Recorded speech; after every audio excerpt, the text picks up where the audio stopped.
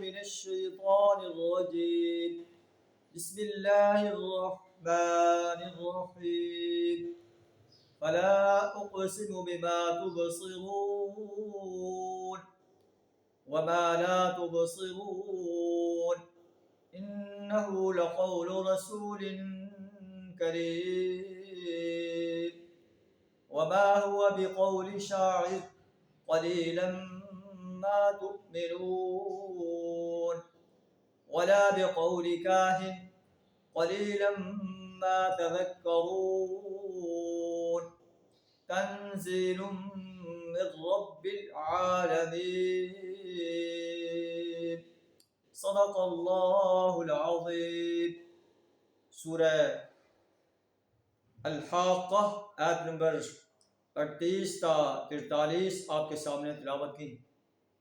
ان آیات کے اندر اللہ تبارک و تعالیٰ قسم کھا کر ارشاد فرما رہا ہے کہ یہ قرآن جو نبی صلی اللہ علیہ وسلم تمہیں سنا رہے ہیں یہ اللہ کا قرآن ہے۔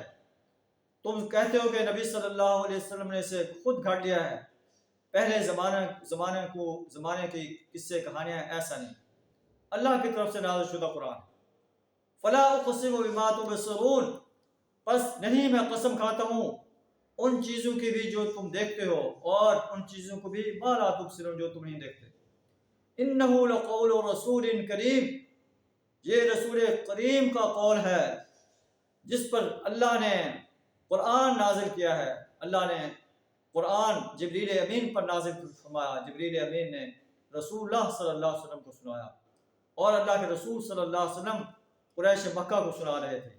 اللہ فرماتا ہے انہ لقول رسول کریم، یہ ایک رسول کریم کا قول ہے۔ وما هو بقول شاعر، کسی شاعر کا قول نہیں۔ قلیلا ما تؤمنون، تم لوگ کم ہی ایمان لاتے ہو۔ ولا بقول کاہن، کسی کاہن کا قول نہیں۔ قلیلا ما تذکرون، تم لوگ کم ہی غور کرتے ہو۔ تنزیل من رب العالمین، یہ تو اس اللہ کی طرف سے نازل شدہ ہے جو تمام جہانوں کا رب ہے۔ حضرت عمر رضی اللہ تعالیٰ عنہ کہتے ہیں کہ ایمان لانے سے پہلے میں ایک دن نبی صلی اللہ علیہ وسلم کو ستانے کے گھر سے باہر نکلا۔ آپ صلی اللہ علیہ وسلم حرم میں پہنچ چکے تھے، تو آپ نے قرآن پڑھنا شروع کیا، سورہ حاقہ پڑھ رہے تھے، میں سن رہا تھا۔ تو میرے دل میں آیا کہ یہ کسی شاعر کا قول ہے۔ آپ کی زبان سے الفاظ ادا ہوئے وما هو بقول شاعر، پھر میرے دل میں آیا کہ یہ ضرور کسی کاہن کا قول ہے۔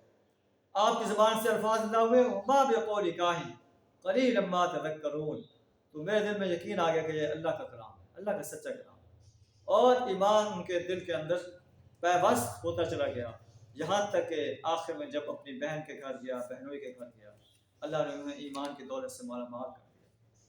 اللہ فرماتا ہے کہ تنزیل من رب العالمین، یہ قرآن اس اللہ کی طرف سے نازل شدہ ہے جو تمام جہانوں کا رب ہے۔ آپ صلی اللہ علیہ وسلم نے اس قرآن کو نہیں بنایا، نہ آپ اس میں کوئی کمی بیشی کر سکتے ہیں۔ اگر آپ کمی بیشی کریں تو ہم آپ کی گرفت کریں گے۔ یہ کفار مکہ کو وارننگ دی جا رہی ہے، تم یہ کہتے ہو کہ اللہ کے رسول صلی اللہ علیہ وسلم نے اسے خود گھڑ لیا ہے، ایسا ہرگز نہیں ہے۔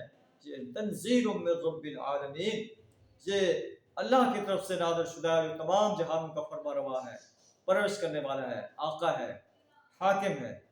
وَإِنَّهُ لَتَذْكِرَةٌ لِّلْمُتَّقِينَ، یہ متقی انسانوں کے لیے نصیحت ہے۔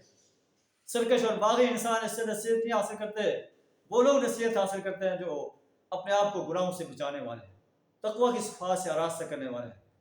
اور ہم جانتے ہیں کہ تمہارے اندر قرآن کو جھٹلانے والے بھی ہیں۔ وَإِنَّهُ لَحَسْرَةٌ عَلَى الْكَافِرِينَ، کافروں کے لیے یہ حسرت کا باعث ہے، یہ دنیا میں بھی حسرت کریں گے جب اہل ایمان کو فتوحات نصیب ہوں گی، کاش ہم ایمان سے مالا مال ہوتے۔ آخرت میں بھی حسرت کریں گے جب اہل ایمان نعمتوں بھری جنت میں عیش و آرام کر رہے ہوں گے، اس وقت کہیں کاش ہم بھی ایمان کی دولت سے مالا مال ہوتے۔ وَإِنَّهُ لَحَقُّ الْيَقِينِ، اور یہ یقینی حق ہے، اس میں کوئی شک۔